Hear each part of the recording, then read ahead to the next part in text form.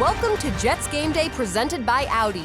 Through all the adversity, guys, you guys stayed together. Let's go. And you kept working. And we leaned on each other. We didn't let the outside noise and world divide us. It made it tighter and galvanized us, man. Guys, I'm so proud of the group, man. The way you guys stayed together, the way you were so resilient. That game right there represents exactly where the process of this thing, man.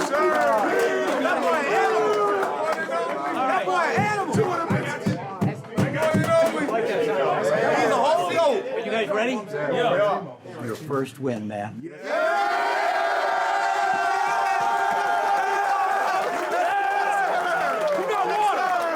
bring it up, guys. Bring it up. We got everything we need. We said it last night, multiple times. We're all we got. We're all we need, man. That's it. Let's go, family, on three. 1, 2, 3. Welcome to Jets Game Day. Eric Allen alongside Quincy Enunwa. Well, that certainly was a joyous locker room as interim head coach Jeff Ulbrich receives the game ball and the green and white take down the Houston Texans 21-13. Yeah, I mean, I think it was finally the time for Ulbrich to get his win, and what a way to get a win on Thursday night. We've been waiting to see what an Ulbrich coach team does in a win, and that was amazing. The resolve coming out of halftime, I think we've been looking for a team to maybe start a little bit faster, but the way they finished is exactly how they need to do it for the rest of the season. We're going to get into the defense here in a second, but how about the way the offense responded in the second half? They had 0 points in the first half, and then Aaron Rodgers comes out, throws 3 touchdown passes, 2 incredible scoring catches from Garrett Wilson, and then Davante Adams. This is why he's here. He closed the game. Yeah, man. Davante Adams closed the game. We even saw Reddick close the game as well. The offense played amazing. I think Garrett Wilson is a guy that is trying to trend towards MVP of the team because he continues to show up. Even when he has a bad game, the next game he's like, you know what, that's in the past. I'm ready to really show up for my team. All right, let's talk about that Halloween sack party. We're getting into the film right now, presented by Moody's. Yeah, when we talk about not starting fast, it's definitely not the defense, man. 50% of C.J. Stroud's dropbacks were pressured. And on this play here, what I love about the pressure is that it's married with the coverage. So all these guys, sticky coverage, sticky. Oh, I circled a guy that's actually blitzing. Guess what? That's what's so confusing about this defense. You never know who's going to go out there. So now you've got DJ Reed coming off the edge, making it difficult because they don't know who's coming, who's going. And it's a great job by this defense. Everybody's on their man. I'll show you the other side. Once the offense starts to get into these tight formations, you kind of give yourself up because you don't know who's blitzing. It's hard to see the stacks and the overloads because you've already stacked and overloaded your formation. So right here, who knows who's blitzing, right? Somebody from here could blitz, somebody from here can blitz. You don't really know. You're hoping that you can find your outlet, but if you don't see it, then there's no way for you to get it. Look at DJ Reed right here. Nobody even knows he's coming. Running back probably is supposed to block him. Nobody's there. Great sack by DJ Reed. All right, let's get into a sack now that resulted in a takeaway for the Jets. Yeah, so again, the marrying of the coverage, the marrying of the pass rush, they do a great job. I mean, I think this is something that you want to see for the rest of the season. They can play zone, they can play man. You've got 2 high safeties up here, so it looks like it might be a zone coverage, but then all your guys underneath are man, right? Everybody's waiting for their guy, and if these routes are not fast, then you give the defensive line an opportunity to make it back to the quarterback, and they did just that. Well, let me show you the other side. A great job by Clemens, man. He really got to show his strength, but not only him, also Quinnen got a chance to get back there. Look at, we got Quinnen here. Look at him, just pushing guys out of the way. We got Michael Clemens here, getting guys, look at this, man. That's a grown man. And then you got Will McDonald getting the fumble. Everybody was eating, including linebacker Jamie Sherwood. He had 2 sacks. The Jets were bringing it on all 3 levels. What I love about this Jets team is that they are really trying to blitz a little bit more. Maybe you would say, I don't want these guys to blitz because they've got good defensive linemen, but it makes it confusing, especially for young quarterbacks. We've got all these guys on the line. It's tough. We saw it on the opposite side against the Vikings where Aaron Rodgers was confused, so you know C.J. Stroud is going to be confused by a look like this. And what I want to show you after this is the acting job by Sherwood, but look again. Everybody has their man. They've got their eyes on their man. It's tough. If you don't have a quick route, you're not going to be able to make your play. So now on this opposite side, look at Sherwood here, man. He's trying to win an award for this acting job. He looks like he's about to go back into coverage. Nope, I'm not going into coverage. I'm going to blitz.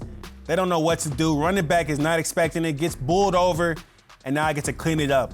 because guess what, man? These guys are playing fast all around. Great acting job there by Jamie and Sherwood, but Garrett Wilson had an Oscar-worthy night on Thursday against the Texans. Coming up, we're going to put the Jets receiver under our spotlight. Brought to you by Moody's, proud partner of the New York Jets.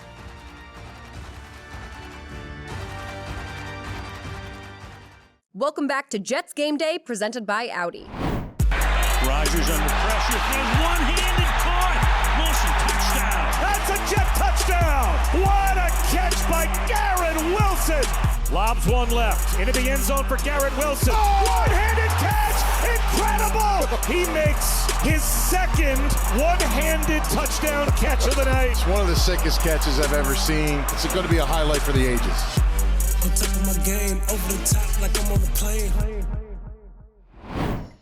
All right, here with Garrett Wilson. Garrett, not one, but 2 touchdowns tonight. Both caught one-handed by you. I would ask you how. I'm not sure you fully could explain how, but how much trust and chemistry goes into that wide receiver quarterback duo to make those types of catches happen? Yeah, I mean, it all starts with, the quarterback having to trust in me, and the fact that he did in those situations to go and make a play, I don't take for granted. So, after that, it's just my turn to do my job. And, I'm glad I was able to make those plays, but at the end of the day, if I didn't make them, I'm feeling a whole different way right now, So, I'll just say that. Did you know immediately that second one that you were in bounds? You know what? I didn't. I was kind of mad they didn't give me a PI call. Whenever you're looking on the replay, I'm like, oh, that's 1 foot. But the shin, I wasn't exactly sure on all that, So I'm glad they overturned it. I'll say that. But I wasn't sure, and all the guys telling me that there is, I'm like, it's got to count first before y'all, tap me on the head and gas me up. But I'm glad they did. And at the end of the day, I pride myself on making a play when they trusted me. So I'm just glad I did, for real. What was said at halftime? Because it felt like that first drive that came out of the half where you got your first touchdown, that something was different about the offense and the speed. Yeah, I mean, we always talk about adversity. This game comes with a lot of it. Life comes with a lot of it, and it's always how you respond. We knew we weren't playing our best football. We had left some plays out on the field, made some bonehead mistakes, and at the end of the day, we felt like we were stopping ourselves. So how do we eliminate those and at the end of the day, help our defense and go and put points on the board? That's all we had to do. To go out and do it is obviously harder than, easier said than done, but that's what we talked about. Let's find a way to go out and do it. This exclusive interview was presented by Audi. Visit your tri-state Audi dealer to get behind the wheel of yours today, or visit AudiOffers.com for more information. Thanks, Caroline. Let's get right into the matchup presented by Microsoft. Garrett Wilson against the Texans. 9 catches, 90 receiving yards, and 2 highlight reel touchdowns. I mean, they're going to be talking about these plays for years. Yeah, no doubt. This guy was on a tear on Thursday. What I love about this is that this is a simple play here, right? So you're going to motion Devontae Adams over, and all you're going to have is him running a wheel. We're going to have a nice basic shallow concept. So you've got the shallow here, you got the sit over the ball, and then you've got the end behind it. This is a very simple concept. A lot of times when you run this route, one thing I would love to see before I talk about the catch is just a small stair step, right? So we talk about just making it go up and then that way. So that way the DB doesn't know where you're going, because you'll see at the end, it was very close to being a pick. But man, this guy is special. So he's got the speed to get across the field, and then you've got the quarterback sitting in the pocket, knowing that everybody's barreling down on him. Look at that pocket. There's not much space in there. He gets his ball off, and it's on point, one-handed catch, and then Garrett Wilson does the rest. Let me show you the backside really quick. Just a great job from everybody all around. Look at him. Oh, my God. Oh my, he got up slow on that one, but then the catch, the one-handed catch, just a great play. All right, so that tied the game. Yeah. But the Jets are down 10-7 in the third quarter. They are facing a 3rd and 19 at the Houston 26. And what happens next could be the play of the year in the National Football League. Absolutely, play of the year and catch of the year. On this play right here, it's all go special. You don't have a lot of plays in your playbook for 3rd and 19. So you're just gonna have the go here, the go across the field to hold this safety. You've got the go here to hold this safety, and then you've got the go on the outside. You're looking to go outside. A lot of times, you'll see Aaron Rodgers throw this seam shot here, boom, right when he gets past that linebacker. Sometimes he'll throw that pass. We've seen it multiple times. But here he wants to get to the end zone and give it to his guy, give him an opportunity. What a throw to that back end zone, and what a catch. Give your guy an opportunity. 3rd and 19, there's not, like I said, not many plays that you can call, but when you've got Aaron Rodgers and Garrett Wilson, all you need is just a little bit of time to get something like that. Whew. Oh, man. The Jets season was on life support, but now they have a pulse. Coming up, we're going to hear what the Jets said about their big win over the Texans. The Jets beat the Texans by a final score of 21-13 on Thursday Night Football, as all 21 points for the Jets came in the second half. They all came from Garrett Wilson and Davante Adams as well. Wilson made 2 spectacular catches, reeling in 2 touchdowns with one hand, and Davante Adams, he delivered the dagger to help snap the Jets' losing streak. I think we did a lot of good stuff and definitely had the energy, flip that around. So this was a big test because you can go out there, after talking about it, obviously I spoke to the team and talked about some of the energy and, what it takes to win. And we did basically everything, just didn't quite execute all the way. So that can take the air out of a team, knowing, look, we checked those boxes, Tate, like, what else now? So to be able to come home and have a bad start, we just going to put it how it should be labeled, was not the start that we were supposed to have or should have had based off what we were presented with. So to be able to come out here and finish this game, in front of in MetLife, and obviously my first win as a Jet, and to be able to do that at home, it was special for me. Feels good. We definitely just wanted to get back in the win column. Losing 5 straight feels how you would expect. It doesn't feel good. This is a good win to get, and definitely given the circumstances, it makes it that much better. But it's really a good win because it gets us started on what we've talked about within the facility and with the guys. It was kind of season on the line there in the second half. Obviously, we wouldn't have been mathematically eliminated, but mentally, to go to 2-7 would have been real tough. Hopefully, it's give us confidence so that we can beat anybody, because we feel like we could. We did a lot of good things in the second half. We got to build off of that, but hopefully that kind of lets everybody, like you said, exhale a little bit and now we get a little time off and then get a trip to Arizona. The green and white were held off of the scoreboard in the first half, but the Jets defense kept them in the game. They sacked C.J. Stroud 8 times. That's a really good quarterback, a quarterback that not only can navigate the pocket, but he can extend plays and he can beat you with his arms and his legs. So, the way they hunted him all night long, it was exhausting. It was hard, but they came through in the end, and it was really cool to see. And whenever you get that sort of sack production and get them off the spot that often, they're doing their thing. I just think we just all put our minds together and say we're going to turn this thing around. And that was the main thing, man. We just trying to find out how we going to win. And everybody on this team, we just got to find a way, look in the mirror, and just do our part in winning. So I think that's the main thing we did today. We got to keep stacking, man. We got to keep playing ball. We got to keep doing our thing. We got to learn from our mistakes today, learn what we did good, and just stack them up, because we got to win some football games. That's all that matters. So. Let's get into our great debate presented by HCL Tech. Q, who's going to be the most important New York Jet down the stretch? At 3-6, the Jets have a lot of ground to make up over their final 8 games. Yeah, I think I'm going to go with the guy that covers the most ground on the field. He's a dual threat guy out the backfield is Breece Hall. He can catch the ball, he can run the ball, and once it starts to get cold, you really want to give it to that guy because the offensive linemen turn into attack mode. They get to attack when it gets cold. Those defensive linemen don't want anything to do with that. I'm going with the quarterback, Aaron Rodgers. Only one quarterback in franchise history has eclipsed 4,000 yards passing. That was Joe Namath. Now, right now, Aaron Rodgers on pace for more than 3,900 yards through the air with 27 touchdowns. We need the consistent Rodgers over the course of 60 minutes.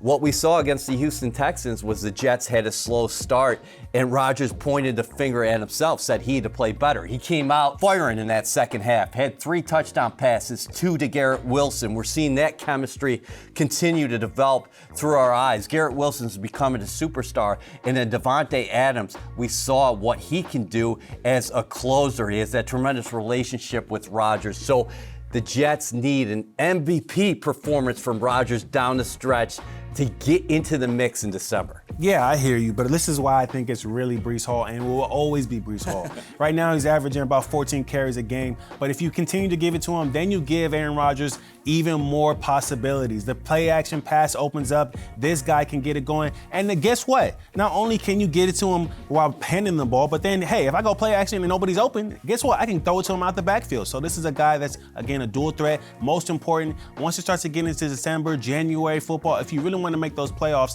this is your guy right here. All right, here's what I'm excited about, though. Cayenne pepper. Aaron Rodgers had a little bit of that before the Thursday night game against the Texans. Now the Jets are entering a mini bye. The one thing that slowed Rodgers here early in the season were the knee ailments, the ankle ailment. Also, he was dealing with the hamstring issue. Now I have 10 days to prepare for not only the Arizona Cardinals, but for what's to come down the stretch, because Aaron Rodgers is a different player. His superpower is what he can not only do with his arm, but what he can do off the spot.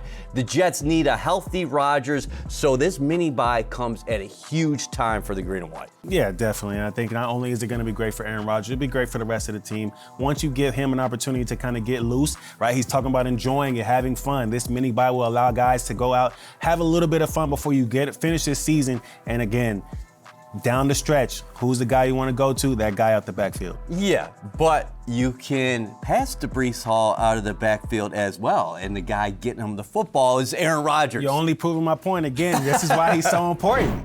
All right, we agree to disagree, but one thing that we can agree on, predictions are next. This was presented by the official digital transformation partner of the New York Jets, HCL Tech, supercharging progress.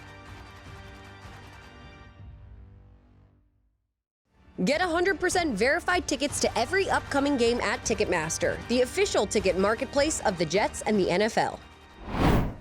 The Jets have a mini bye this weekend, but our predictions never have a bye. Quincy, we are presented by the New York Lottery. At least one team from the AFC will make the postseason with a 9-8 record. I'm going to say that it's not happening this time. The Jets had 10 wins, I think, in 2015 and couldn't make it. I think the AFC is a tough division. I don't see that happening. So a tough conference, but I certainly do see a team from the AFC making it to the postseason with a 9-8 mark. How about the Cardinals, the Jets' next opponent?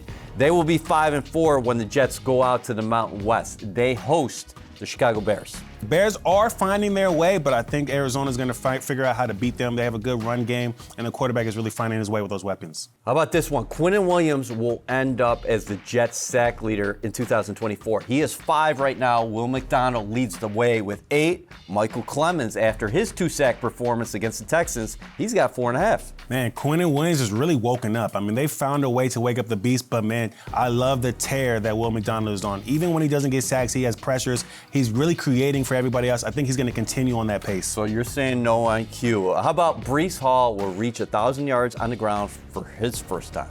I'm going to say Breece Hall is on pace for 948, so I'm going with him getting 1,000 because all they got to do is give him one day of having 22 rushes, and he'll find his way to get to 1,000. Okay, let's go to your favorite position, the receiver. Garrett Wilson will have at least 1,250 yards receiving and 10 touchdowns. I am on record for saying that Garrett Wilson will break all the records at the receiver position with Aaron Rodgers at quarterback, so I'm going to say that that's going to happen. This guy is continuing to perform. How about that catch, Jordan-esque? Jordan-esque, that's right, going up in the air. Did you compare that to Odell yourself? I would say so. I mean, that was one hell of a catch, man. All right, final thoughts. Jets are 3-6. They go into this mini bye with a little bit of momentum. How as a player do you attack this weekend? I would say you should take time to really enjoy this win, right? I think it's a long time coming. 5 losses straight. You need to give yourself a chance to just kind of soak it in, embrace it, and then attack the week on Sunday, Monday. You have a challenging opponent. You're going to the West Coast, but you can get this win if you all stick together. What do you make of the way the Jets responded to adversity? Because I think a lot of teams with less mettle, with less character would have packed it in there at halftime. After going down to the Texans 7-0, going through what they experienced, Malachi Corley giving up 7, young rookie mistake. But in the second half, they rebounded against a team who is leading the AFC South, who entered the contest 6-2. Yeah, I would say that they really embraced the spirit of Coach Oberg. I think he really showed his resolve. The team showed their resolve. They were resilient, and so that's what I want to see them carry throughout the season. Jets going to this weekend riding high. We'll see you here next week.